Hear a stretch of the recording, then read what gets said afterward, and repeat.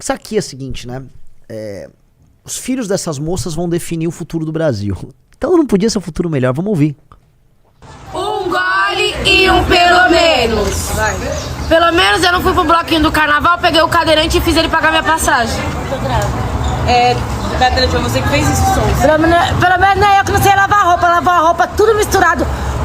Pano de prato com as roupas de cor e cândida. Manchou, o que tem? Eu botei a roupa de duas cores. Pelo menos eu sei. Pelo menos eu não chamei o pedreiro pra vir fazer minha casa e de vez eu pagar ele com dinheiro, eu tô pagando com outra coisa. Pelo menos, né, meu amor? Pelo menos eu não tô fazendo isso. Eu tô podendo. Pagar o pedreiro não, pegar o pedreiro, sim. Né, cara? Pelo menos eu não fico escondendo dinheiro da minha casa pra não comprar mistura pros meus filhos e deixar eles passando fome. Porque ela fala que não tem dinheiro e tá comendo, sabe o que é ovo. Entendeu? Ovo, só pra não comprar carne. Pelo menos eu fui pro bloquinho e voltei grávida, não sei nem quem é o pai do meu filho. Eu sei que é pai dos 6.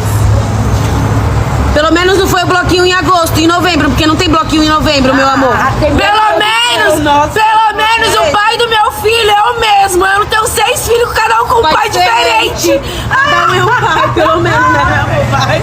Pelo menos meu pai do meu filho é que trabalha ali na pontinha. Mas porque eu já pego de graça. Olha. Pelo menos...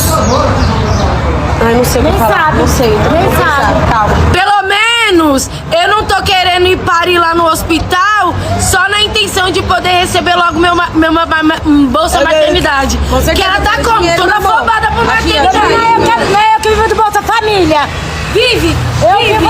Vive sim também, porque ela recebe Bolsa Família. Recebe 600 reais. E fica. Ali o dia que eu tenho. Ali o dia que eu tenho, vocês ficam certinho. E aí ela fala que não tem ainda. Mas você tem que pagar a Bolsa Família? É quando elas começam a falar entre elas. Porque uma das características distintivas das pessoas muito burras é o lance de fazer barulho, né? E de não conseguir estabelecer um diálogo que faça sentido. Então elas têm que uma cobrir a voz da outra falando... porque...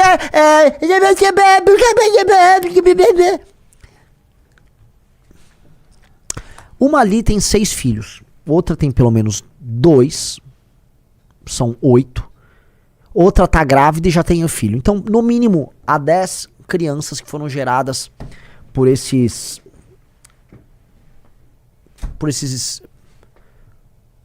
irmãos em Cristo, por essas irmãs em Cristo. Amém. Né? Essas pessoas aí estão tomando decisões morais o tempo todo. Ela paga o pedreiro na sentada, ela avisou, né? A outra tem um filho diferente com cada homem. Inclusive não sabe quem é o pai do último. A outra tá com aparentemente os 2 filhos, no mínimo, que ela tem, são do mesmo cara. Dito isso, a outra dá a entender que ele é traficante, que trabalha ali na pontinha. Inclusive ela consegue coisa de graça lá. Ela consegue coisas de graça ali, né? Dá uma fumetada ali, né? Então, essas pessoas, meus amigos, elas votam, essas pessoas têm opiniões, tá? E a democracia brasileira quer te fazer crer que, assim, a opinião delas é tão válida quanto a sua. Ela é tão válida quanto a sua, que essas moças têm um ponto de vista a agregar. Ó, que legal. Elas têm um ponto. Elas têm demandas. E aí a gente ajuda a explicar, porque a gente fica com essas discussões ridículas de red pill, e machismo, e misoginia. Meus amigos, o homem e a mulher brasileira estão completamente danados. Estão completamente destruídos, estão moralmente corrompidos. Os homens que se relacionaram com essas mulheres, que deram origem a 10 rebentos completamente perdidos no mundo, esses homens são tão imundos quanto essas moças. Mas essas moças não vão escapar de uma crítica muito séria, porque elas próprias são seres imorais. Elas são Você vê que a tomada de decisão da parte delas sobre ter um filho e tal, é tudo baseada em ganhos de curtíssimo prazo. Do tipo, vou ganhar um auxílio maternidade, outra, eu tô no Bolsa Família. E aí, cara, tem uma parada, né? Porque este é o Brasil da favelização. Quando eu falo em destruir o crime organizado, eu tô falando em destruir esse Brasil dessas moças. Porque, no fundo, o crime organizado é como se fosse a camada exterior e a camada interna é a cultura. E a cultura dessas comunidades, a cultura desses lugares, é uma cultura do inferno. Se alguém me falar que elas têm algo a agregar culturalmente, tipo assim, ó, eu estou aqui, elas estão ali, e a gente pode fazer trocas culturais. É mentira! É mentira! O Brasil delas tem que perder. O modo de vida delas tem que desaparecer. O modo de viver delas tem que desaparecer.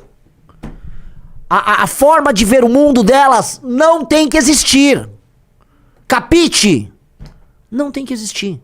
Elas não têm nada a agregar. Uma mulher que troca sexo por um serviço de pedreiro e outra que tem 6 filhos de 6 homens diferentes não tem nada a agregar. A cultura que deu origem a elas é uma cultura demoníaca. Ok? E curiosamente, você vai numa cidade, você vai na região mais rica da cidade, o tipo de cultura que a região mais rica da cidade vive não é a mesma das pessoas dessa região mais pobre, ok? E não é a mesma, e ela é melhor. Não tô falando que ela é incrível, tô falando que ela é melhor.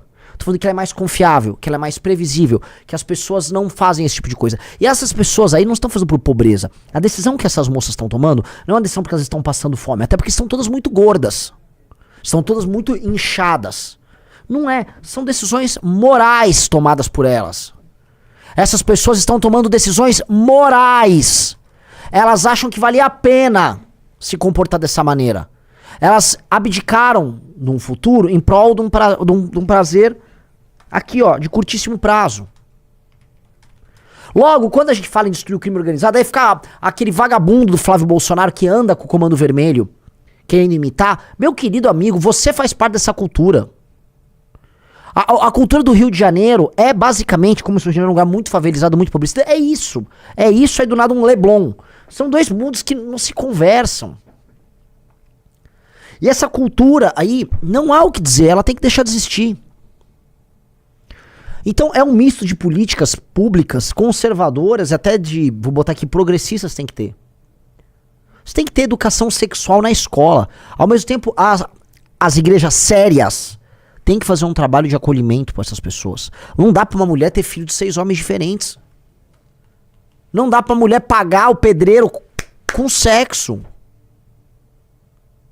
Aí você fala, mas é no Rio. Não, não é no Rio de Janeiro. Os lugares que apresentam os piores casos desta natureza estão na região norte. A região norte é o lugar por excelência da gravidez, da adolescência e do abuso de menores. Isso vem, olha só, isso vem desde a cultura indígena não patriarcal, não cristã, em que essas relações acontecem. Então a ausência da tal da cultura patriarcal, daquele negócio do cristianismo e tal, gera essas sociedades, cara. A região norte do Brasil é um lugar, eu volto a colocar, gravidez na adolescência, abuso sexual na adolescência, isso é muito comum na região norte. A região norte, por excelência, é a região em que esse tipo de coisa acontece com maior intensidade. Falo isso com estatística, falo isso com conhecimento de causa, falo isso por viagens e por visto. Perguntem para as pessoas da região norte. Olha aqui, ó. Porcentagem de nascidos vivos por idade da mãe, segundo macro-regiões do Brasil. Vamos lá. Que é isso, Riso? De 10 a 14 anos... Na região norte, 1,54%. 1,54%. De 15 a 19, 23%. 23,9%. Praticamente 24%. Em segundo lugar, vem a região nordeste com 20%. Sudeste cai para 14%, região sul cai para 15%, centro-oeste cai para 19%. Não, 16. Centro-oeste 16. 16, isso, 16. 17, vamos botar aí. Meus amigos,